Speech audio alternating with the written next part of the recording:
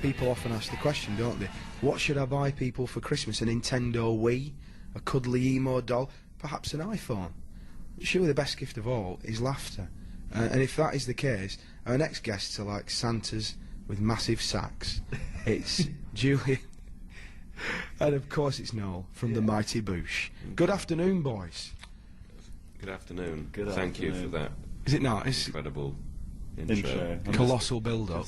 I'm basically moving my massive sack around now as we talk. Sliding it around the ground. Don't get a few more things in there. It is, as I was just saying off mic, it's amazing to see what has happened to you boys in a few short years. We're in an expansive hotel suite here. But you know, this is like, it's like A-list, this. Junkets. Hotel suites. We've been having a lot of fun with the word junket. Yeah, because we didn't know what it meant. This is we've never done a junket. I must have said it so many times. What is a junket? What does it mean? Junket. Is that a real word? I don't. Junket. We were debating that. Where does the word junket come from? It's amazing. E-double-T-E. Bunket. I don't know. I've no idea, but I love it. Banquet. What's a banquet? I'm just enjoying it like a spectator. You look, to be fair, Julian, you look like a spectator in this scenario. Noel looks like he belongs He's a here. participant. But Yeah. Noel's the one with the gold boots. The bowler hat on. I'm fully embracing the junket. The junket lifestyle. Do you not get your junket facts? Always wear a bowler hat and gold boots. No. Yours, I crossed that out and wrote Christmas cardigan. Julian, for the listeners, has got like a Christmassy cardigan on, actually. Nice. Yeah. It's anticipation of the... Just a Swedish feel, a Scandinavian, perhaps, you know, with a pipe. It's a little. Doing a bit of, I might do a little bit of whittling later on. 10% Starsky and Hutch in there, though, isn't there? Yeah. 70s cop. I've got a 7-month-old son called Arthur, and we've got a very similar top for him, and he rocks it very well. It's nice to see you in it. You haven't got a babyish face, but you've You've got a son called Arthur? Yeah. Oh, I've got a son called Arthur. Is your son called Arthur as well? One of my twins, yeah. Oh, fantastic! Yeah. You see, it's still one of the best names around at the moment. I think. Old men's names I haven't and got young a son, babies. but I assure you, when I do have one, I'll call it Arthur. Maybe another Arthur. Secret club. I But- like art, you see. You probably get called art. Art's for good, sure. I'm a bit concerned about Artie, though. Arty. A-R-T-I-E, I think that sounds a little bit fey. Unless you think about Larry Sanders, Arty and that, he's a big man's man. That's true. Actually, Rip, though, what a name. Rip Torn. What is that? I mean, that's incredible, isn't it? Rip Torn. Name, isn't it? Totally made up, isn't it? It's gotta be. I also think Eddie Izzard was a made-up name. Is it? Is that an Eddie actual... Izzard. I thought it was like a sort of... And when I first ever saw him on a poster in Edinburgh, I thought, who's this idiot? Eddie... I imagined some sort of brutal sort of comedian. Like Al Murray, the pub landlord. Yeah, it was And a then a transsexual came on to transvestite came on. delicate transsexual wordsmith. Confounding our beliefs. Yeah. But as it is the Christmas season, if people, for instance, couldn't get their hands on tickets to come and see the Mighty Boosh live, do you agree that like the second best Christmas present would be the Mighty Boosh book? Well, I think the book, if you've run out of ideas, get down. I haven't seen it If yet. you're really Get obsessed yourself a with buying copy. stuff to do with us, that would be the second Yeah, whatever stuff. thing. Or, you know, you could sort of give it to It's a small child or a homeless person. Yeah, that's You know, nice. That's what I'd recommend. It's quite a thick. Give the book to a Give the homeless book, person. right, yeah. Would you perhaps... Buy it first, then give it to a homeless So they person. can sell it for special, bro. Yeah. But, you know, obviously, they're missing a trick there, because obviously they've not got a television to watch the Mighty Boosh. No. So if they just get the book, it might be a bit of a culture shock for them, wouldn't it? Yeah, you can't just. I'm not Can't sure just you hit them with the book. You can just go straight into the book cold. I think it might put you into a coma, a Bush coma. Yeah, I suppose you just need to know what the show is. I Yeah. think. I mean, I suppose a few people might buy it.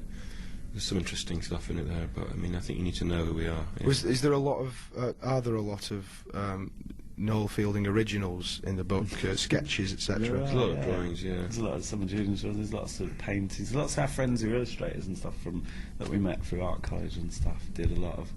Yeah, some quite beautiful things in there, actually. We managed to get all these people together that we'd been fans of their work for years and go, we're doing a book, would you like to do some illustrations and some... Yeah, so there's some good stuff. And Dave's photographs, Davey plays Bob. Oh yeah, of course. It's sort of his pet project, really. He spent ages on it and he did all the design and lots of his photos in there. So When he it's nice. when he escapes the gorilla outfit, he's quite a creative man, isn't he? He wears the gorilla outfit while he designs. It's the weird thing about Dave.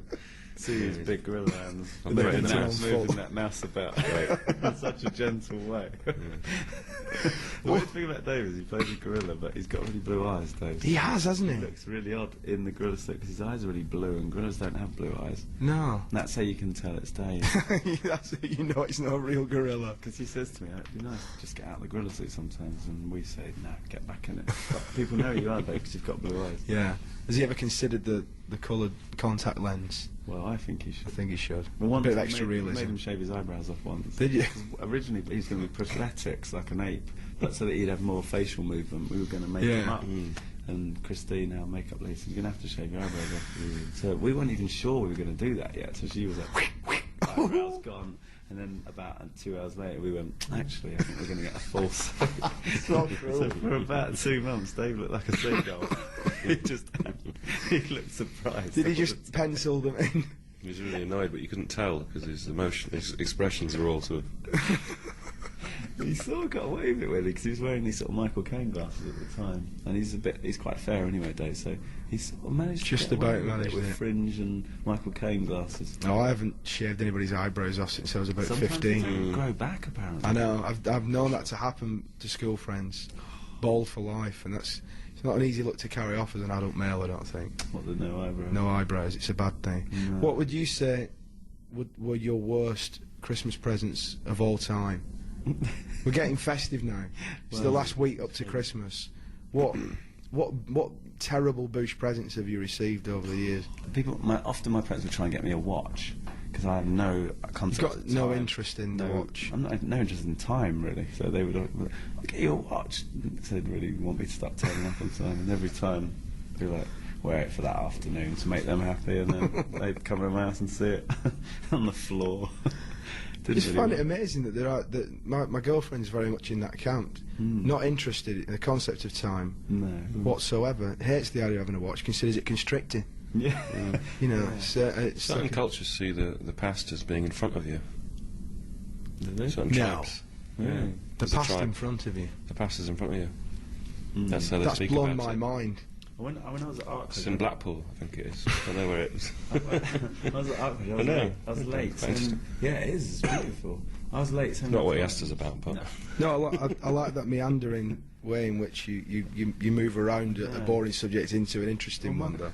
My mate, when I was at art class, we were late so many times for art class that the head of the course came and said, "Why are you late all the time?" And my mate said, "Because I basically get to the bus stop at 9 o'clock and Noel comes after he's had his breakfast." And I just sort of, and she laughed and let us off. But I just thought that's probably true. I just come when I'm ready rather than. No, I haven't really got a watch. Well, I don't think if anybody is listening and thinking, "What the hell am I going to buy the boys?" Just leave the watches, forget the watches, get I don't know, like a gold hat or something, or a bikini. Unless you're in a tribe where you think The past is future is in front of you. Wow. That's quite freaky, isn't it? Yeah. And then you're getting into the whole thing of the universe expanding and time itself. It's a sort good of excuse for expanding you're through. late, isn't it? And someone Yeah. says, "Where have you been?" And you go, "Well, to be the fair, past is in front of you. past is in front of you." Yeah, well, you're fired. Well, I think you'll find you're fired. No. When am I fired? Though? I'm looking forward to hearing about that in the future. That screwed my head completely. But you are veterans now of touring. You've been out there doing this show for on and off for what, 3 years now? The last time I think I spoke to you, you were going through a Heart of Darkness phase with it. You were a bit like the Who, and the excesses were getting incredible. Is that on the last tour? We wouldn't I accept think it. so, yeah. Wouldn't Last accept tour it was over. June saw me in the street, sort of lack of it. Yeah, you had a bandana on and a sort of load of faces all red. I was like, the tour's over, no? Come on, man. Move on. Are you like one of those rock stars that you hear about, like Keith Moody went back home and he was like, "Oh Jesus, what am I going to do, man?" And they just go like drive a milk float into the swimming pool or A something. bit, yeah. I wish I had a swimming pool, but yeah, I just can't. it's hard. It's such good fun on tour, and everything's catered for. You're in a bubble, really. You don't have to do much other than turn up. Sounds nice. It's good fun. But then when you get back home, you sort of make a cup of tea. No one gives you a round of applause. You just think, this is rubbish. I'm leaving. Nobody there to hear it. The tantrum. Thank you very much for your time. you. It's always a pleasure to speak to you. Pleasure. Nice Have to a see you. great Christmas. Cheers, and you. And of course, you're basically gigging all the way through to the middle of January, aren't you? So just check it out on Google, people. I'm not going to sit here reading all that out. Crying out loud. O2 on the 18th. O2 on the 18th. Fantastic venue. If you want to see a small us in the background, that's a police circus. Just two tiny people moving in the background. No, we've got a big show. We've got a band and a revolving set and back projections. We'll put on a show. That's going to be better than Prince, that is. Yeah. Better than Prince. You heard it here first.